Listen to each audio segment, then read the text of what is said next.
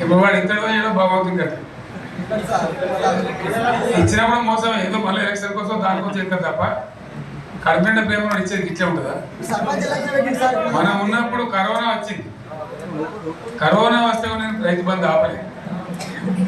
Corona వచ్చి రాష్ట్రానికి రూపాయి ఆదాయం రాలేదు.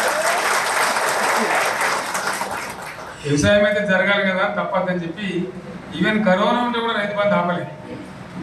అంత ఒక నిర్ణయం తీసుకొని రైతాంగాన్ని నిలబెట్టాలని, కాపాడుకోవాలని చెప్పి ఒక 4-5 మంచి స్కీములు తెచ్చి వాళ్ళని కాపాడుకుంటున్నారు. గౌరవంగా బతికింది రైతులు. బీమా వచ్చినట్టు రైతు బీమా పెడితే ఎంతమందికి సాయం జరిగింది? గుంట భూమి ఉన్న కూడా మంచిగా సాయం జరిగింది. చిన్న రైతు కూడా సాయం జరిగింది. అట్లా అందరికి మనం గొర్రెల కాపలకు గొర్రెలు ఇవ్వడం కానీ, చేప పిల్లలు కానీ, అనేక రకాల అన్ని వర్గాల ప్రజలు ఎట్లా ఆదుకోవాలి అట్లా ఆదుకున్నాం. మా తెలంగాణ కదా మేము తెచ్చుకున్నాం కష్టపడి. మా వాళ్ళందరూ పైకి రావాలి. కాంగ్రెస్ గవర్నమెంట్, కాంగ్రెస్ పార్టీ మొదటి నుంచి కూడా ముస్లింలు ఓట్లేసుకున్నారు తప్ప ముస్లింలకు మనం చేసిందా?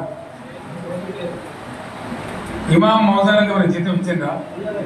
మనం వచ్చాకనే ఫస్ట్ టైం మనం గుర్తించి వాళ్ళని గౌరవించుకున్నాము. ముస్లిం మైనార్టీ పిల్లలకు, మన గిరిజన పిల్లలకు, మన ఎస్సీ పిల్లలకు, మన బీసీ పిల్లలకు ఎంత మంచి రెసిడెన్షియల్ స్కూల్ పెట్టుకున్నాం. అందరినీ కూడా ముందు తీసుకుపోవాలి. ఇవాళ మనకన్నా ముందని నాకు బాధ కలిగేది ఏంటంటే, చిన్న వర్గాల ప్రజలు కాన్వెంట్ స్కూళ్ళలో చదివించలేరు.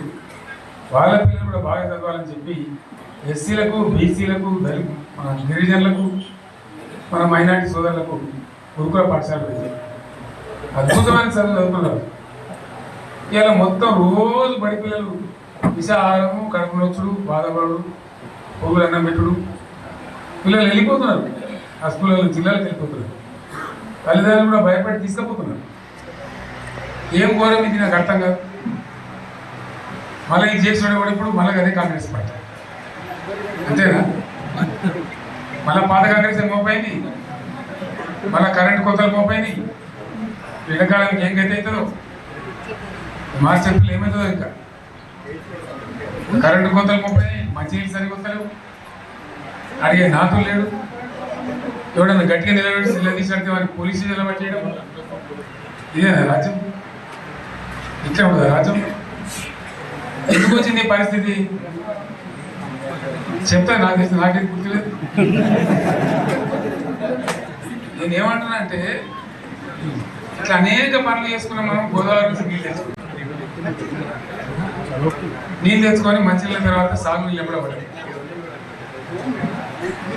మెదక్లో యువతల ప్రాంతం అంతా కొత్త అంజనేయ పాత మెదక్ జిల్లా మీదికి మిగిలిన పైచీకి వచ్చేట్టు ఎకరా నీళ్ళ స్టెట్ పెట్టుకున్నాం.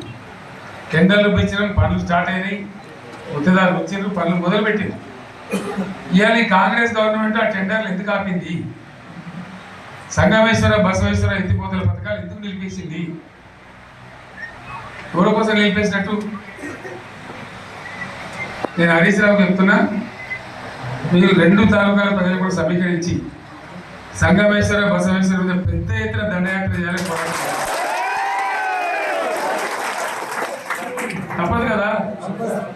కొట్లాడితేనే తెలంగాణ వచ్చింది. ఇది కూడా రావాలని కొట్లాడాలంటే ప్రజలు విజృంభిస్తారు.